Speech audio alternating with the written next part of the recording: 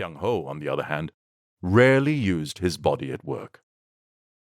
You couldn't say Seoknam was particularly handsome, but his face, which was somewhat broad, was a healthy brown from all the time out in the sun. At Seoknam's behest, Gyeong-ho dipped his spoon in the spicy beef soup and put it in his mouth.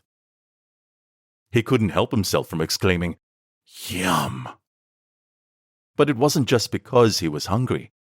The savory taste of the beef brisket rising from the steaming soup was second to none. "How is it? Good, right?" Seoknam looked proud, as though he had made the soup himself. "If there's one thing that I know, it's that your wife's a good cook."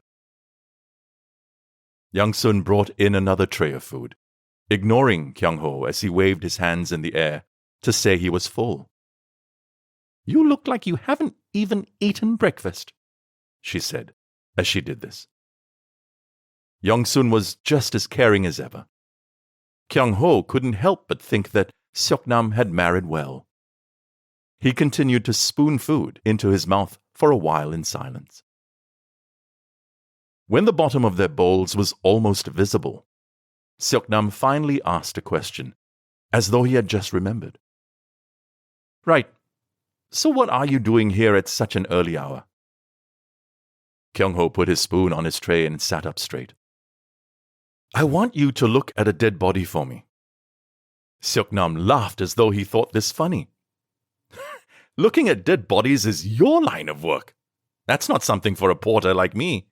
All I do is odd jobs at Mapo Port." The man was attacked by a tiger. The expression on Seoknam's face changed instantly. His good-natured smile disappeared, and his whole body went stiff. Gyeong-ho was immediately reminded of Seoknam's past by the way his muscles suddenly tensed up.